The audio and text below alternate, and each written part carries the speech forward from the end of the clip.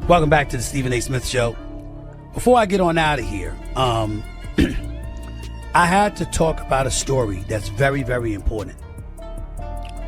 And albeit indirectly, it involves Caitlin. The universe of elite basketball has always carried its share of drama, but what's unfolding in the WNBA right now goes far beyond a simple feud.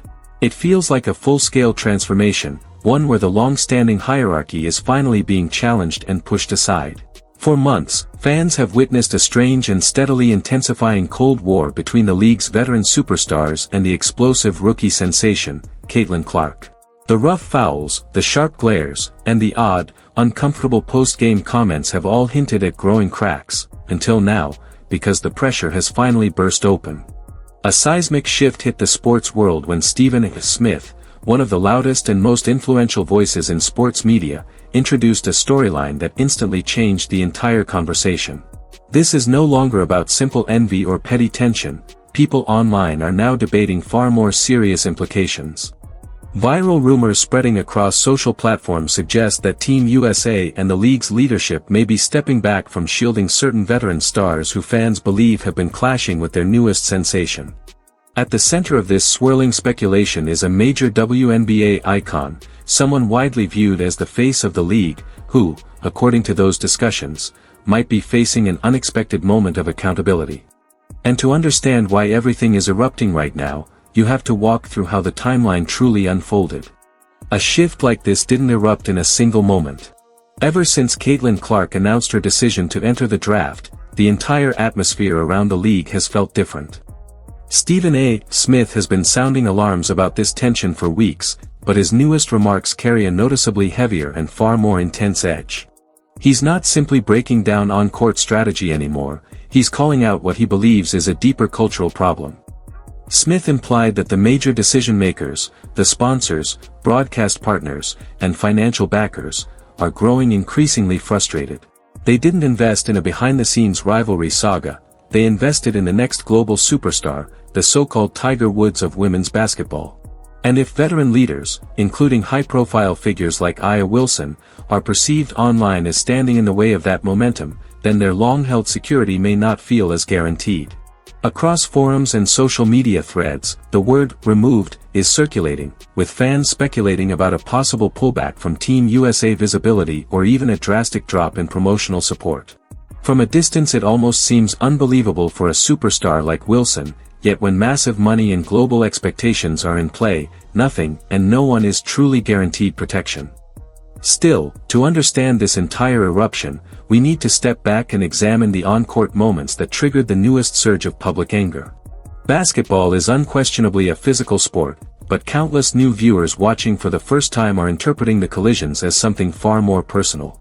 Stephen A. Smith highlighted this very contrast in his commentary. There's a huge difference between standard rookie initiation and what looks, to many fans online, like deliberate targeting. In the clips circulating everywhere, viewers see Caitlin Clark being pressured full court, bumped away from the action, and knocked to the ground by defenders who appear more focused on making a statement than simply running a routine play. That visual, magnified by social media, creates an undeniably dark and troubling impression. Online sleuths have zeroed in on several tense moments involving Aya Wilson and the veterans around her. Even though Wilson is typically calm and professional, the circulating narrative claims that, as the team's figurehead, she sets the emotional atmosphere. And when the supposed leader is viewed, rightly or wrongly, as permitting that kind of hostility, the backlash naturally lands on her shoulders. That is exactly what the current conversation reflects.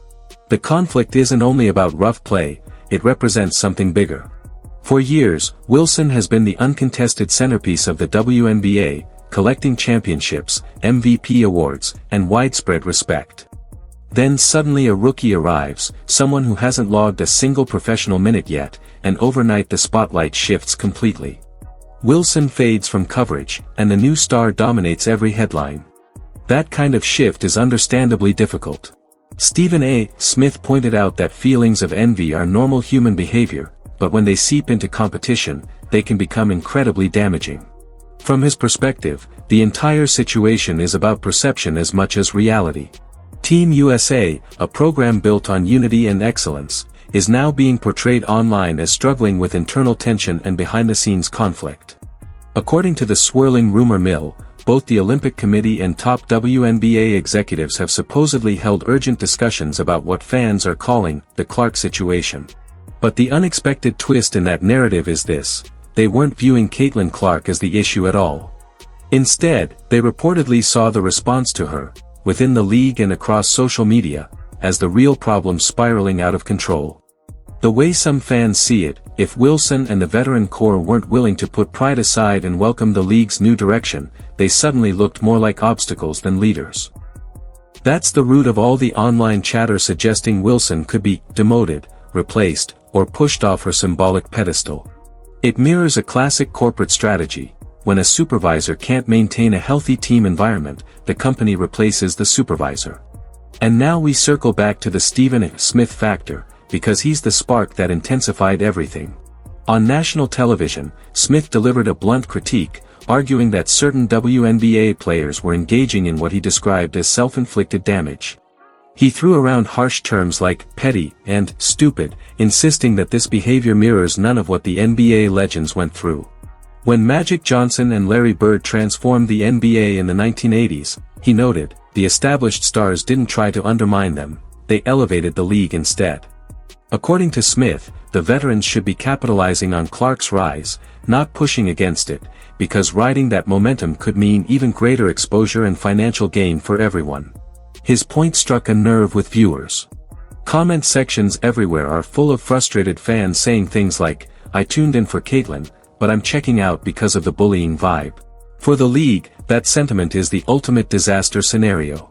And when Stephen A. Smith echoes those feelings on national television, it adds pressure the league can't ignore. The circulating rumor suggests that all this talk about someone being fired or removed might actually be a strategic leak, a subtle warning from executives to the players, essentially saying, either the behavior changes, or we'll change it ourselves. But beneath that public narrative lies an even more complicated and darker layer involving the internal chemistry and locker room dynamics of Team USA, which is where the story takes its next turn. A team of Olympic athletes is supposed to represent unity at the absolute highest level, a tight-knit group built on trust and excellence. Yet for months, quiet whispers online have claimed that the roster selection process was used as a kind of internal power play. According to that circulating narrative, Caitlin Clark was kept off the team not because of any lack of ability, but because certain veterans, influenced, fans say, by major stars like Aya Wilson, didn't want the constant media frenzy that follows her. They supposedly preferred to keep the spotlight firmly on themselves. But that strategy, if true, couldn't have gone more wrong. Instead of headlines celebrating Wilson's push for Olympic gold, the dominant story became the idea of a Mean Girls clique shutting the door on the rookie phenomenon.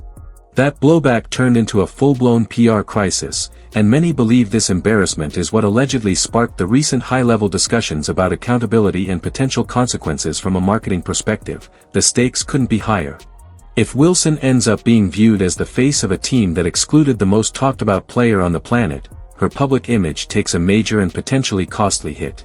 Brands like Nike, heavily invested in Wilson today but very likely seeing enormous long-term value in Clark, get pulled straight into the middle of the controversy.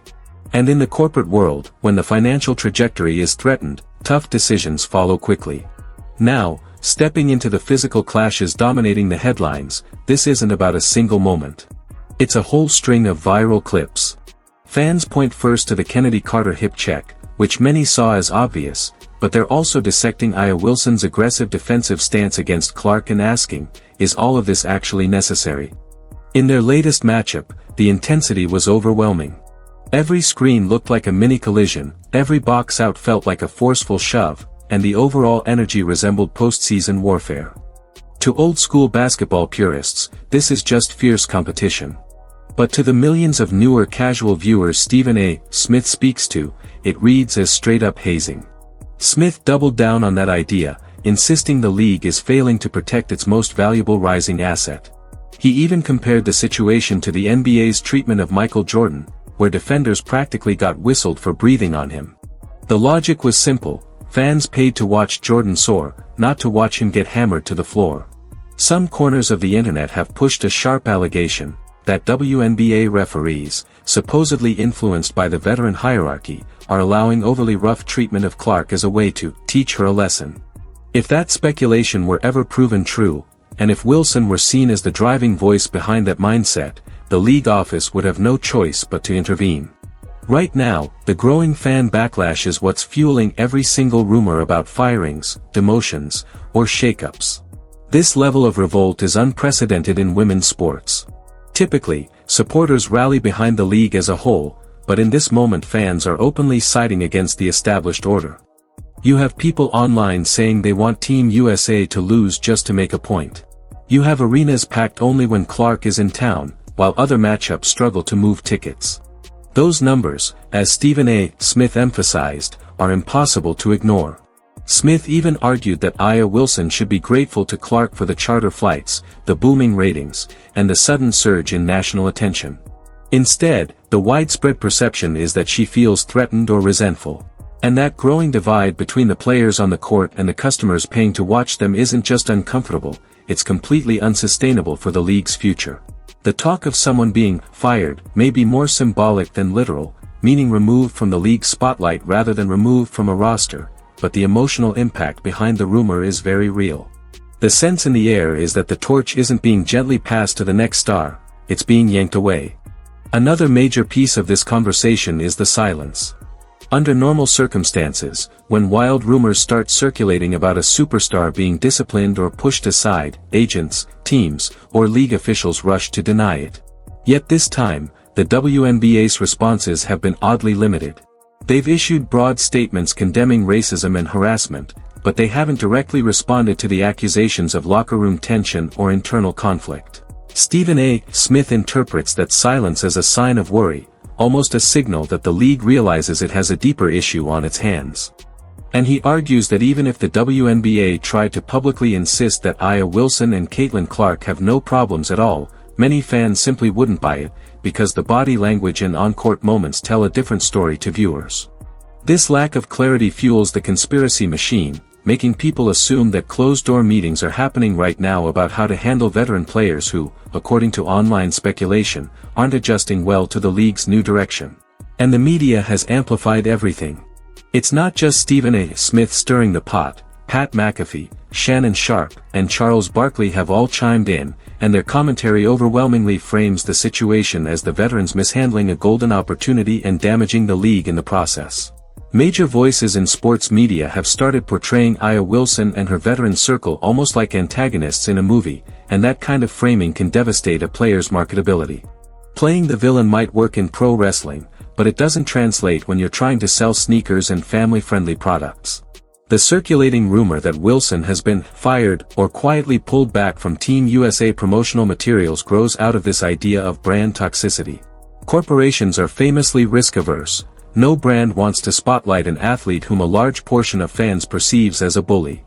At the same time, Caitlin Clark's face is suddenly everywhere, posters, ads, highlight reels, while the long-established veterans seem to be drifting into the background. From a visibility standpoint, that shift alone feels like a metaphorical firing. Then there's the financial angle, the part Stephen A. Smith keeps emphasizing repeatedly. The WNBA has operated at a loss for decades, and now, for the first time, it has a genuine pathway to major profitability. If the behavior of a small group of veterans ends up threatening that momentum, the owners, billionaires with zero emotional investment in locker room hierarchy, will be furious. Their priority is simple: protect the product, protect the profits, and protect the league's future. From a business standpoint, it all comes down to return on investment. If owners start to perceive that Aya Wilson's attitude is damaging revenue or slowing momentum, they will inevitably push the GM and even the league commissioner to intervene.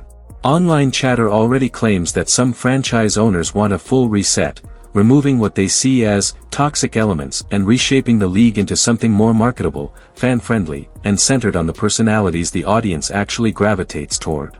It's a harsh corporate truth that many players seem to underestimate. The high-profile physical confrontation everyone keeps replaying may have been the final tipping point. The atmosphere during that game was so charged that viewers felt a fight could erupt at any moment. Social media lip readers insist the trash talk crossed multiple lines, and when you combine that intensity with the controversial Olympic snub, you get a perfect storm of speculation. The popular theory online is that the clash proved the two sides simply can't coexist peacefully. And because Clark is the one generating massive ratings, ticket sales, and sponsorship money, she's naturally the one who stays front and center. That leaves Wilson and the long-established veterans looking like they're being pushed to the margins. It's a brutal shift, but as the saying goes, history tends to be written by those winning the public narrative, and right now, Clark dominates that conversation. There's also the coaching angle to consider. Cheryl Reeve, head coach of Team USA and the Minnesota Lynx, has publicly downplayed the Clark hype several times, which only fuels additional speculation about how deep these divides might run. A growing number of commentators now portray her as one of the strongest defenders of the veteran corps, but even her position is being questioned by pundits. Some analysts argue that if a coach is seen as enabling a culture of exclusion that ultimately harms the league's progress, she could also fall into the so-called firing sweep. Stephen A. Smith hinted at this idea when he raised concerns about the overall leadership structure. His point was simple: responsibility doesn't end with the players, it extends to the people guiding them. If the league's top priority is expansion and growth, and both the head coach and the star veterans appear to be moving in the opposite direction, critics describe that as a form of insubordination. In any traditional workplace, insubordination leads to termination, they argue, so why would the WNBA operate any differently? As the season goes on, the divide feels wider than ever. Fans are watching closely and keeping digital receipts. Every time Aya Wilson posts on social media, the comment sections fill with Clark supporters demanding accountability. It has turned into a kind of non-stop online siege. Stephen A. Smith emphasized that the psychological weight of this is enormous. You can see the strain on the players' faces. They're exhausted from constantly being asked about Clark, but their lack of enthusiasm toward her only intensifies the scrutiny. In many ways, critics say, this is a dilemma the veterans created. Had they embraced Clark early on, none of this chaos would exist. But by choosing resistance, they now find themselves fighting not for points, but for their reputations. The circulating rumor that Team USA may be distancing itself from Wilson is, to fans, the clearest signal yet that the veterans are losing that public battle. Now we shift back to the jealousy angle, because it opens the door to a deeper psychological analysis. They spent years grinding through brutal schedules, flying commercial, and taking risky overseas contracts just to survive in the sport. They poured the foundation of this league brick by brick. And then suddenly, a young rookie from Iowa steps into the spotlight and lands a $28 million shoe deal before her first professional tip-off. Is that fair? Probably not. But as Stephen A. Smith loves to remind everyone, fairness has nothing to do with business. You don't have to like the system, but you can't fight the market. The real issue is the veterans' inability, or unwillingness, to separate emotion from professionalism. That's the root of the tension. Instead of treating the WNBA like a global entertainment product, they've treated it like an exclusive club with unwritten rules and unofficial hierarchies. And now the walls of that club are shaking. The audience is bigger than ever, fans are pouring in, and the gatekeepers are overwhelmed by the flood. The just confirmed whispers spreading across YouTube and insider circles point to quiet but significant shifts, potential roster shakeups, strained sponsorship talks, and internal frustration bubbling within Wilson's camp. If those close to her are scrambling to counter Stephen A. Smith's narrative, that alone tells you the commentary hit a pressure point. When the media narrative stings enough to provoke a response, that means the story is cutting close to the truth. It all points to one thing: there is some truth behind the whispers that a few veterans feel their footing in the league slipping. What happened on the court wasn't just a physical clash, it was symbolic. It was the collision of two eras, the old guard meeting the new wave. And history shows that when eras collide, the momentum usually favors the future, not the past. But the deeper question is about protection. Who is the league choosing to shield? For years, the priority was safeguarding the legacy of the veterans. Now, the focus seems to be shifting toward protecting Clark's long-term value. You can see it in the officiating, where more fouls are being called. You can see it in the media, where analysts are increasingly stepping in to defend her. All of it signals a quiet but unmistakable shift inside the front office, a changing of the guard. If Aya Wilson ends up being framed as the aggressor in this storyline, she risks losing the institutional protection she once enjoyed. And when a player gets labeled as the villain, they don't usually get positioned as the face of Team USA, especially not an iteration of Team USA that wants to sell jerseys to families in Iowa, to casual fans, to new audiences discovering the sport for the first time. The league's rebranding machine is already turning, and it may not include everyone who currently sits on the posters. And yes, we also have to address the part of the conversation that makes people uncomfortable. The role of race. This tension, between different fan bases, different backgrounds, different expectations, has been dragged into the spotlight. Stephen A. Smith hasn't run from it. He's talked openly about how racial dynamics do influence public reactions, media narratives, and the way fans interpret on-court conflict. It's a layer that doesn't define the entire situation, but it absolutely fuels some of the heat surrounding it. The racial tension that some commentators and fans project onto this situation adds fuel to a fire that was already burning. The Great White Hope framing, pushed by certain corners of the internet, not the league itself, creates a powder keg dynamic. It positions Clark as the outsider hero entering a league built and dominated by black athletes, and that storyline, once unleashed, becomes impossible to control. The media amplifies it. Fans misinterpret it. And suddenly what should have stayed a basketball debate gets stretched into a cultural one. If the physical confrontation is viewed through that racial lens, the stakes skyrocket. It stops being about a hard foul or a heated moment and becomes a referendum on identity, representation, and social divides. And that is the nightmare scenario for the WNBA.